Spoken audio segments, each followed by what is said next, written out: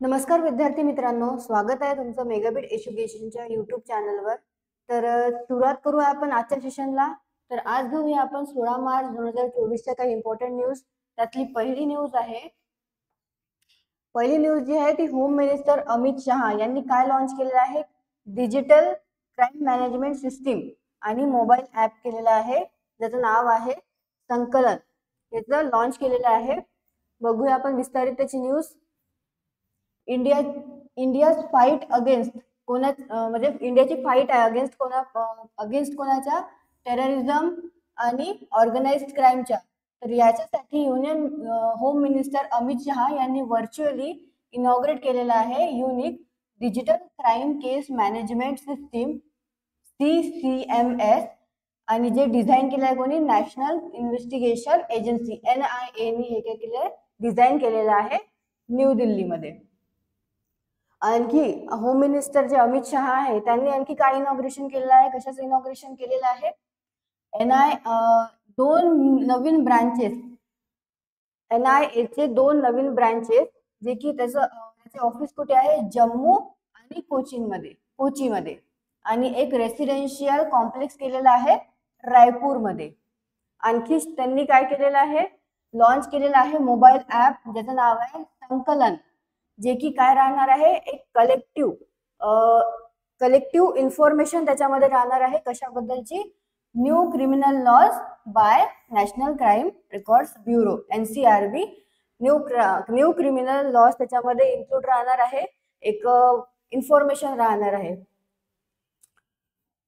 आणखी जे नवीन डेव्हलप केलेलं आहे क्रिमिनल केस मॅनेजमेंट सिस्टीम, ते काय एनेबल करणार आहे? जे पण टेररिझम आणि ऑर्गनाइज क्राईम केसेस आहे त्याला काय करणे? बेटर कोऑर्डिनेट करणे आणि जे पण जस्टिस डिलिव्हरी आहे त्याच्यामध्ये इम्प्रूव्हमेंट येणार आहे या इनिशिएटिव्ह थ्रू. आणि जे 2 कॉम्प्लेक्सेस आहे, 2 ऑफिसेस आहे, ब्रांच ऑफिसेस, जम्मू आणि कोची मधले, आणि सोबतच रायपूरचं जे रेसिडेन्शियल कॉम्प्लेक्स आहे ते काय करणार आहे? जे पण रिसर्च आणि प्रेझेन्स आहे एजन्सीजची, ते स्ट्रेंथन होईल त्याच्यामुळे, या इनिशिएटिव्हमुळे. तर ही झाली न्यूज कशाबद्दल? की Amit Sawhney digital crime management system आणि मोबाईल ॲप, जो की आहे संकलन, हा काय केलेला आहे? लॉन्च केलेला आहे. नेक्स्ट न्यूज आहे एक बांगलादेशचे सिंगर आहे, ज्यांचं नाव काय आहे? सादी मोहम्मद, ज्यांचं काय झालेलं आहे? निधन झालेलं आहे वयाच्या 70व्या वर्षी. बघू ते आणखी काय होते तर. तर इन बांगलादेश जे रवींद्र संगीत सिंगर जे आहे, कोण? सादी मोहम्मद, त्यांचं निधन झालेलं आहे. किती वर्षाचे होते ते? 70 वर्षाचे होते. सादी मोहम्मदनी त्यांनी बॅचलर्स आणि मास्टर्स कंप्लीट केलेलं आहे रवींद्र संगीत मध्ये. कुठून? इंडियामधून केलं आहे. तर युनिव्हर्सिटी कोणती होती ती? विश्वा भारती युनिव्हर्सिटी मधनं त्यांनी त्यांचं बॅचलर्स आणि मास्टर्स कंप्लीट केलेलं आहे रवींद्र संगीत मधलं. आणि ते कोणाचे पुत्र होते? सन होते. ते होते जे लिबरेशन युद्ध झालं होतं त्यामध्ये शहीद झालेले जे सलीमुल्ला आणि त्यांची पत्नी जेबुनिजा सलीमुल्ला यांचे ते पुत्र होते, सन होते. त्यांनी राबी राग या कल्चरल ऑर्गनायझेशन मध्ये काय केलं होतं? डायरेक्टर म्हणून त्यांनी काम केलेलं होतं. ऍज अ डायरेक्टर म्हणून काम केलेलं होतं. 2007 मध्ये त्यांनी डेब्यू केलेला ऍज अ म्युझिक कंपोजर. तर तेव्हा त्यांनी एक अल्बम रिलीज केला होता. त्या अल्बमचं नाव होतं अमाके खुजे पाबे भोरेर शिशिरे. हे त्या अल्बमचं नाव होतं, अमाके खुजे पाबे भोरेर शिशिरे. हे त्यांच्या डेब्यू म्युझिक कंपोजर त्यांनी जेव्हा डेब्यू केलं होतं तेव्हा त्यांनी हा अल्बम रिलीज केलेला होता. आणखी त्यांनी रिलीज केलेले अल्बम ज्यांचं नाव आहे श्रावण अक्षय, जे की 2009 मध्ये केलं, आणि सार्थक जनम अमर हे 2012 मध्ये केलं. तर ही न्यूज होती, जे की बांगलादेशचे सिंगर आहे कोण? सादी मोहम्मद, त्यांच्याबद्दलची न्यूज होती. त्यांचं निधन झालेलं आहे. नेक्स्ट न्यूज आहे जे की ऑस्ट्रेलियन कोण आहे, बॉलर आहे, त्यांच्याबद्दल आहे. बॉलर नाही, सॉरी, विकेट कीपर आहे. तर विकेट कीपर आणि बॅटर, जे ऑस्ट्रेलियन विकेट कीपर आणि बॅटर आहे कोण, मॅथ्यू वाडे यांनी काय केलं आहे, त्यांचं रिटायरमेंट अनाऊन्स केलेलं आहे फर्स्ट क्लास क्रिकेटमधनं. फर्स्ट क्लास क्रिकेटमधनं त्यांनी रिटायरमेंट अनाऊन्स केलेलं आहे, पण ते अवेलेबल राहणार आहे. कशासाठी अवेलेबल राहणार आहे, सिलेक्शन इन व्हाईट बॉल फॉर्मॅटसाठी ते अवेलेबल राहणार आहे.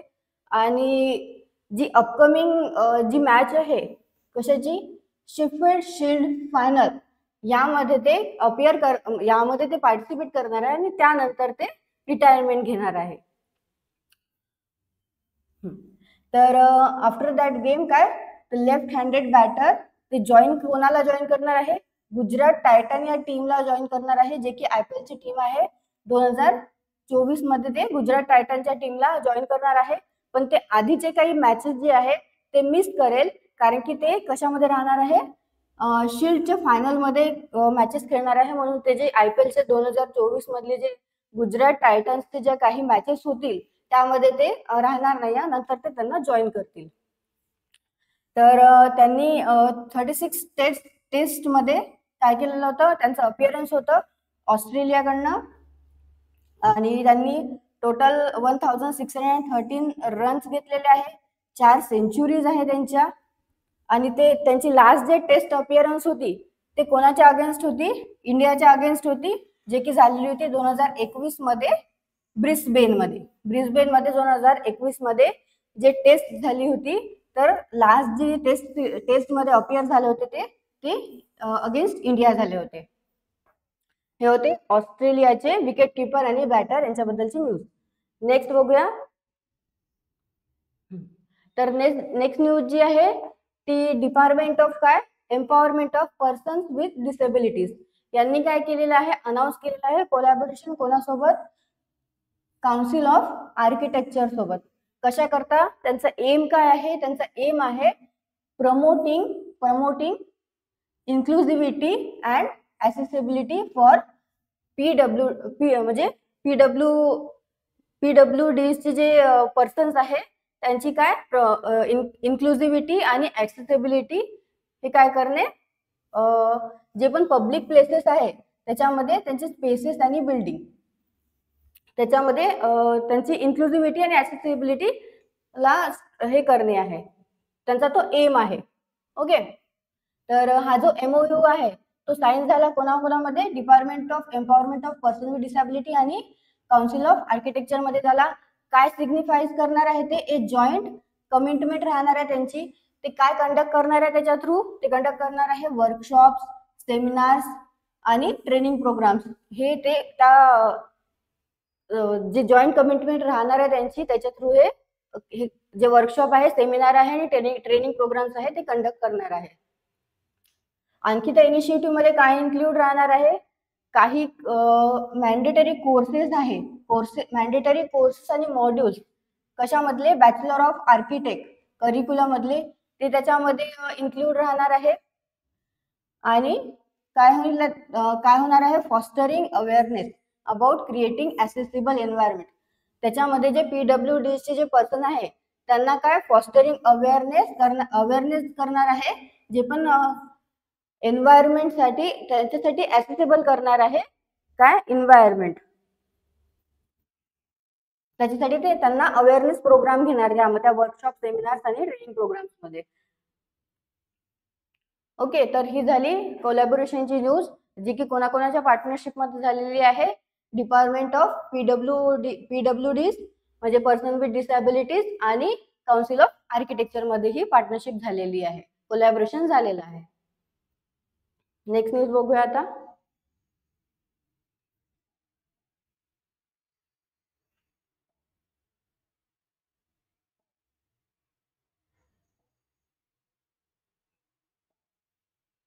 ओके. तर नेक्स्ट न्यूज आहे ती 2022 ह्युमन डेव्हलपमेंट इंडेक्स काय केलेलं आहे, ह्युमन डेव्हलपमेंट इंडेक्सचे रँक जे आहे ते अनाऊन्स झालेले आहे. तर 2022 मध्ये जे पोझिशन आहे इंडियाची, म्हणजे पोझिशन म्हणजे रँक आहे इंडियाचा किती आहे, 134. टोटल 193 कंट्रीज मधून इंडियाचा रँक आहे 134. सविस्तर बघूया आता. जे इंडियाची रँकिंग आहे युनायटेड नेशन ह्युमन डेव्हलपमेंट इंडेक्सची, ते काय झाली आहे, इम्प्रूव्ह झाली आहे. 2021 मध्ये जी होती ती 135 होती. ओके, 135 होती टोटल 191 कंट्रीज मधून 2021 मध्ये. पण आता 2022 मध्ये जे आहे 193 कंट्रीज होत्या टोटल, तर त्यामधून 134 जी आहे रँक आलेली आहे इंडियाची. आणखी जे आहे जेंडर इनइक्विलिटी इंडेक्स, जे की 2022 मध्ये त्याची रँक किती आहे आता, 108 आहे आउट ऑफ 193 कंट्रीज. 193 कंट्रीज मधून जे इंडियाचा रँक आहे तो 108 आहे त्याच्यामध्ये जेंडर इनइक्विलिटी इंडेक्स मध्ये. आणि जो आधी होता 2021 मध्ये तो 122 होता आउट ऑफ 191 कंट्रीज. ओके, तर सिग्निफिकंटली किती 14 रँक्सनी काय झालेलं आहे, 14 रँक्सनी जम्प घेतलेला आहे. आधी कमी होते, ठीक आहे, तर आता ते 14 रँक्सनी जम्प घेतलेला आहे. कशामध्ये, जेंडर इनइक्वालिटी इंडेक्स मध्ये. आणखी त्याच्यामध्येच आहे की कंट्रीचं जे काय लेबर फोर्स पार्टिसिपेशन आहे त्यामध्ये पण काय आहे, लार्जेस्ट जेंडर गॅप आहे. तर किती आहे तो, जसा 47.8% गॅप आहे वुमन आणि मेन्स मध्ये. जसं वुमन्सचं किती आहे 28.3% आहे आणि मेन्सचं 76.1% आहे. तर याच्यामध्ये यांचा 47.8% गॅप आहे लेबर फोर्स पार्टिसिपेशन मध्ये इंडियाचा. ओके, तर ही झाली कशाबद्दलची न्यूज, ह्युमन डेव्हलपमेंट इंडेक्स बद्दलची. तर रँक किती आहे इंडियाचा ह्युमन डेव्हलपमेंट इंडेक्स मध्ये, रँक आहे 134. आणि जे जेंडर इनइक्वालिटी इंडेक्स आहे त्याच्यामध्ये रँक आहे इंडियाचा 108. टोटल दोन्ही पण याच्यात 193 कंट्रीज पार्टिसिपेट केलेलं होतं. हे झालं 2022 जे 2022 होत आहे. ठीक आहे, नेक्स्ट बघूया आता न्यूज. तर नेक्स्ट न्यूज आहे जे तामिळनाडूचे चीफ मिनिस्टर आहे कोण, M.K. स्टॅलिन. त्यांनी काय केलेलं आहे, टाटा मोटर्स सोबत जे की फर्स्ट व्हेकल मॅन्युफॅक्चरिंग फॅसिलिटी आहे तिथे त्या स्टेट मध्ये काय करणार आहे, बिल्ड करणार आहे. टाटा मोटर्स हे फर्स्ट व्हेकल मॅन्युफॅक्चरिंग फॅसिलिटी कुठे, तामिळनाडू मध्ये बिल्ड करणार आहे. ज्याची इन्व्हेस्टमेंट किती राहणार आहे, ₹9,000 करोड ही इन्व्हेस्टमेंट राहणार आहे. ओके, आणि हे जे आहे टोटल किती जॉब्स क्रिएट करणार आहे, जनरेट करणार आहे या इनिशिएटिव्ह थ्रू, म्हणजे ओके, तर किती करणार आहे 5,000 न्यू जॉब्स ते जनरेट करणार आहे या मॅन्युफॅक्चरिंग प्लांट साठी. मॅन्युफॅक्चरिंग प्लांट इथे सेटअप करून ते जनरेट करणार आहे 5,000 न्यू जॉब्स. जे टाटा मोटर्सचे CFO आहे कोण आहे, P.B. बालाजी आणि V. विष्णू जे MD अँड CEO आहे यांच्या गायडन्स मध्ये काय झालेलं आहे. आणि तिथे प्रेझेंट कोण होते, चीफ मिनिस्टर M.K. स्टॅलिन जे तामिळनाडूचे चीफ मिनिस्टर आहे ते तिथे होते प्रेझेंट. त्यांच्या गायडन्स मध्ये काय झालेले आहे, जे पण कागदपत्र होते, डॉक्युमेंट्स होते ते एक्सचेंज झालेले आहे. आणखी जे आहे याच्या आधी जानेवारीमध्ये, या वर्षीच्या जानेवारीमध्ये काय झालेलं आहे, तिथे व्हिएतनाम बेस्ड इलेक्ट्रिक व्हेकलची जी मॅन्युफॅक्चरिंग आहे त्याचं नाव काय आहे, विनफास्ट. त्यांनी काय डिसाईड केलेलं आहे, तामिळनाडूमध्ये एक मॅन्युफॅक्चरिंग फॅसिलिटी इस्टॅब्लिश करायचं. तर तामिळनाडूच्या कुठे, तामिळनाडूच्या थुथुकुडीमध्ये ते जे इलेक्ट्रिक व्हेकल मॅन्युफॅक्चरर आहे विनफास्ट हे तिथे एस्टॅब्लिश करणार आहे. आणि ती काय राहणार आहे, कंपनीची फर्स्ट मॅन्युफॅक्चरिंग फॅसिलिटी राहणार आहे. म्हणजे कंपनीची नाही, सॉरी, इंडियामध्ये जे आहे ही जी कंपनी फर्स्ट मॅन्युफॅक्चर होणार आहे कुठे, तामिळनाडूमध्ये. Companies first manufacturing facility in India, म्हणजे कंपनीची पण पहिली मॅन्युफॅक्चरिंग फॅसिलिटी आहे जे इंडियामध्ये इस्टॅब्लिश होणार आहे आणि इंडियामध्ये पण ती पहिली आहे. ओके, नेक्स्ट बघूया आता न्यूज. नेक्स्ट न्यूज आहे पेटीएम बद्दल.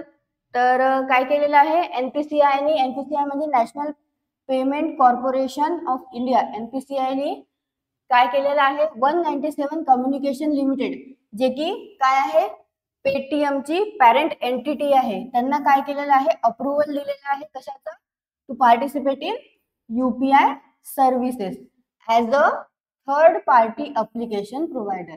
म्हणजे त्यांनी काय केलेलं आहे, काय दिलेलं आहे अप्रुव्हल दिलेलं आहे पार्टिसिपेट करण्यासाठी in UPI services for as a third party application provider म्हणून.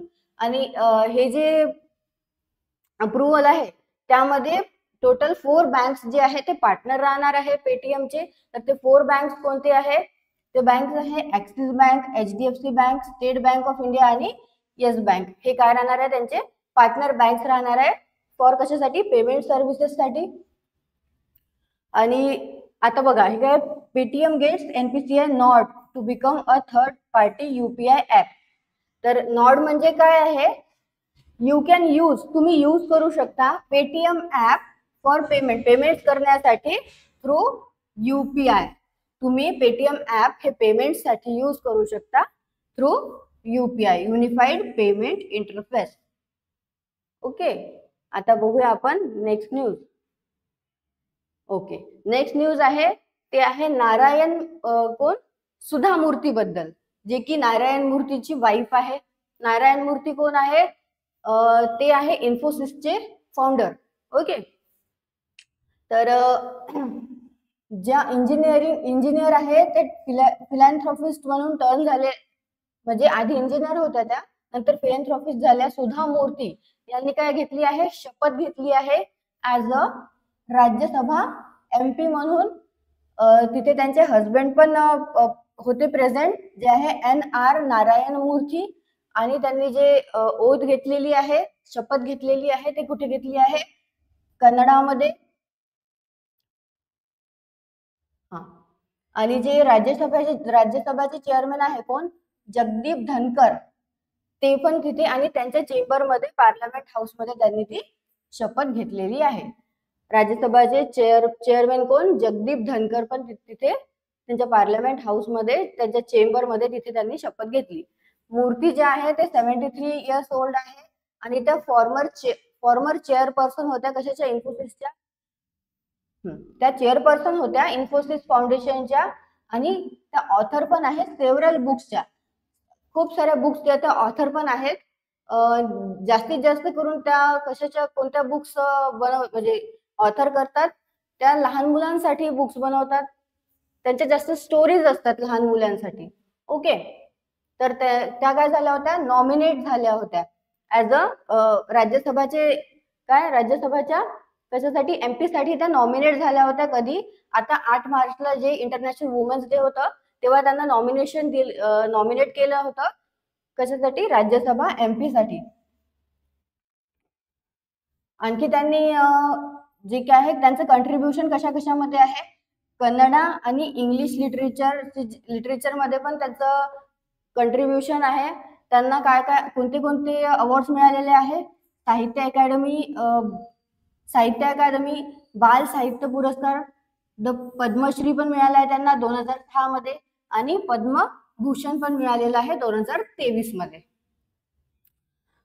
आणि त्या पहिला महिला आहे ज्यांनी कोणासोबत काम केलेलं आहे, टेल्को सोबत काम केलेलं आहे. आणि जे इन्फोसिस जे आहे तर त्याचे फाउंडर कोण आहे, त्यांचे हस्बंड त्यांचे फाउंडर, इन्फोसिसचे फाउंडर आहे. तर जे सुधा मूर्ती जे आहे त्यांच्या इमर्जन्सी फंड मधून त्यांनी काय केलं होतं, ₹10,000 त्यांना दिले होते कशासाठी, स्टार्ट करण्यासाठी, इन्फोसिस स्टार्ट करण्यासाठी. त्यांच्या हस्बंडला त्यांनी त्यांच्या इमर्जन्सी फंड मधून ₹10,000 दिले होते सेटअप करण्यासाठी इन्फोसिस. तर आता त्यांनी 10,000 वरून त्यांनी स्टार्ट केली कंपनी, पण आता त्याची मार्केट कॅप किती आहे, $80 बिलियन त्या कंपनीची काय आहे, मार्केट कॅप आहे. आणि यांच्या ज्या डॉटर आहे कोण, अक्षता, यांचं जे आहे ते मॅरेज झालेलं आहे कोणासोबत, जे ब्रिटिश प्राईम मिनिस्टर आहे कोण, ऋषी सुनक. तर ऋषी सुनकच्या वाईफ ज्या आहे त्या सुधा मूर्ती यांच्या डॉटर आहे, त्यांचं नाव आहे अक्षता. चला तर आता बघूया आपण नेक्स्ट न्यूज. ओके, न्यूज संपलेल्या आहे आपल्या. आता यावरचे आपण क्वेश्चन्स बघून घेऊया.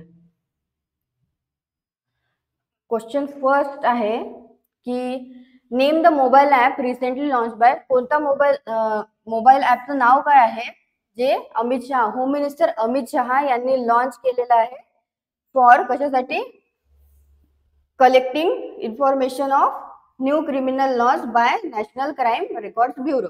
तर त्या ऍपचं नाव काय आहे, त्या ऍपचं नाव आहे संकलन. संकलन त्या ऍपचं नाव आहे. नेक्स्ट क्वेश्चन जो आहे तो, रेम द रेनाउंड रवींद्र संगीत singer who passed away recently. तर रवींद्र संगीत सिंगर जे आहे ते कोणते सिंगर आहे ज्यांची आता रिसेंटली काय झालेलं आहे, निधन झालेलं आहे. त्यांचं नाव आहे सादी मोहम्मद. नेक्स्ट क्वेश्चन आहे मॅथ्यू वाडे हु हॅज अनाउन्स्ड हिज रिटायरमेंट. त्यांनी रिटायरमेंट अनाउन्स केलेलं आहे कशामधून, फर्स्ट क्लास क्रिकेट मधून. तर ते कोणत्या टीमशी रिलेटेड आहे, कोणत्या नॅशनल टीमशी रिलेटेड आहे, असोसिएटेड आहे, ते आहे ऑस्ट्रेलिया टीमचे. नेक्स्ट बघूया. नेक्स्ट क्वेश्चन आहे की department of empowerment person with disability आणि काउन्सिल ऑफ आर्किटेक्चरनी अनाउन्स केलेलं आहे कोलॅबोरेशन. कशाला प्रमोट करण्यासाठी, इन्क्लुझिव्हिटी अँड ऍक्सेसिबिलिटी फॉर,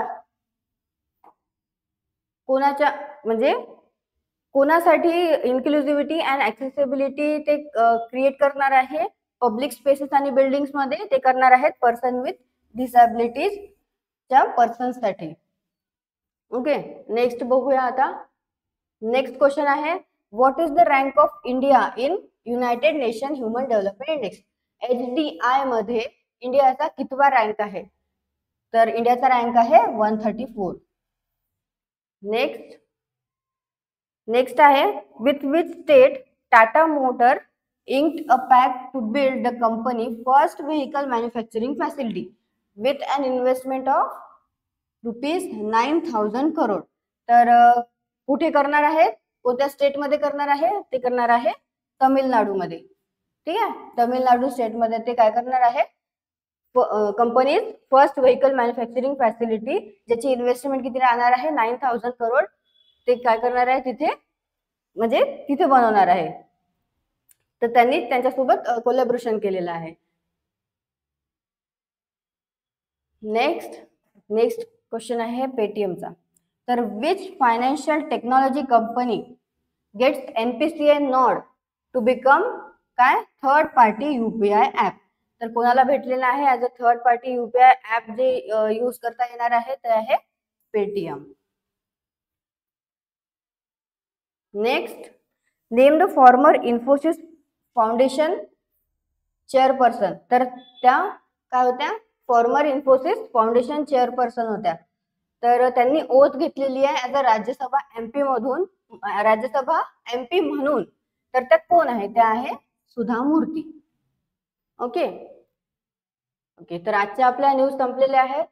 अशाच न्यूज करता तुम्ही आमच्या चॅनलला सबस्क्राईब करा. तुम्हाला सेशन आवडला असेल तर तुम्ही लाईक करा, शेअर करा.